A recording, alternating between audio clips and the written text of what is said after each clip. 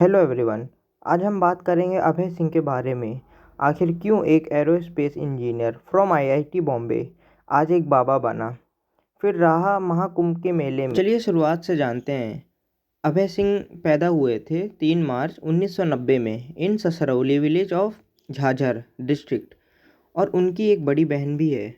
अभय बचपन से ही पढ़ाई में काफ़ी अच्छे थे। घर वाले आईआईटी की कोचिंग के लिए कोटा भेजने चाहते थे, पर उनका मन दिल्ली जाने का था और फिर अभय ने आईआईटी क्रैक कर लिया। पहले आईआईटी बॉम्बे से एरोस्पेस इंजीनियरिंग में बीटेक की डिग्री ली और फिर डिज़ाइनिंग में मास्टर की भी डिग्री ली।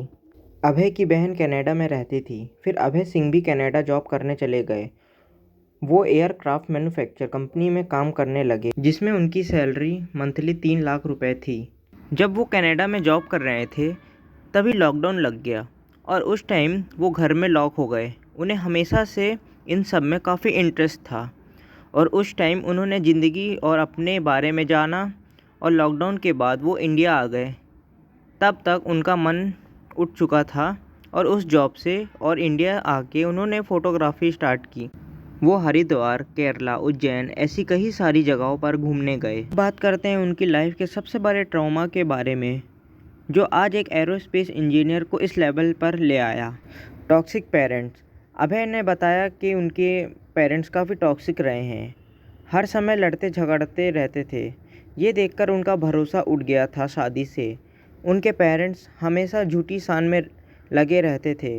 उनके आईआईटी से पास आउट होने के बाद भी उनकी मम्मी चाहती थी कि वो यूपीएससी क्लियर कर ले, भले आगे कुछ मत करना। उनकी माँ को बस अपनी शान बढ़ाने से मतलब था, और अभय को किस चीज़ में खुशी थी उससे उनके पेरेंट्स को कोई मतलब नहीं था। हमेशा अपने पेरेंट्स को लड़ते देख उनका भरोसा उठ चुका था शादी से। उन्होंने कहा अपने पेरेंट्स को, मैं शादी नहीं करूँगा, पर वो उन्हें इतना फोर्स करने लगे कि अभय ने एक दिन अपना घर ही छोड़ दिया और थोड़े टाइम तक वो उनसे कांटेक्ट में रहे। फिर अभय ने अपने पेरेंट्स को ब्लॉक कर दिया। अभय इतना परेशान हो गए थे कि फिर उन्होंने इन सब पर एक शॉर्ट फिल्म भी बनाई।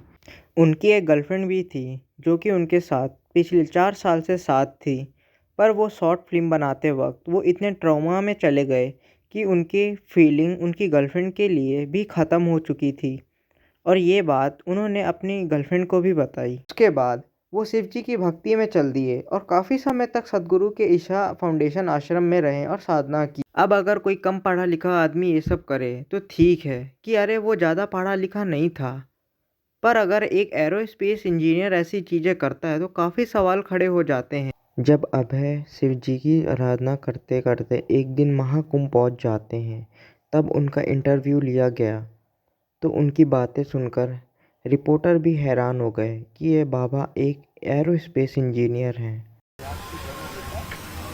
बहुत अच्छे तरीके से आप बात कर रहे हैं, हमें लग रहा है कि आप पढ़े लिखे बहुत हैं। हाँ, आईटी बॉम्बे से पढ़ा हुआ है ना। जी, आईटी बॉम्बे से एरोस्पेस इंजीनियरिंग किया ना मैंने। आईआईटी मुंबई से हाँ एरोस्पेस इंजीनियरिंग। हाँ।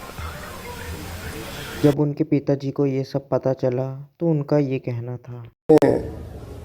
तो उसके बाद में फिर टाइम से निकल गया, तो अब वो वायरल हो गई है मीडिया के ऊपर। अब तो उसने फैसला ले लिया। परिवार चाहता है अब वो घर वापस आ जाए, परिवार की क्या सोच है? बस मैं तो देखो चाहता ही हूँ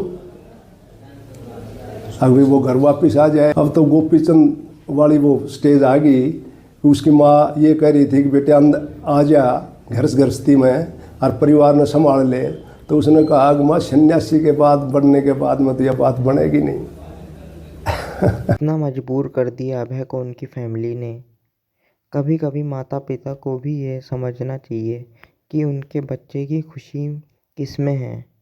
हमेशा सोसाइटी के पीछे भागने और झूठी शान बढ़ाने से कुछ नहीं होगा। बच्चों को भी अपना पेरेंट्स से एक इमोशनल सपोर्ट की उम्मीद होती है, प्यार की उम्मीद होती है, जो हर बच्चे को नहीं मिल पाती। आज के लिए इतना ही। धन्यवाद।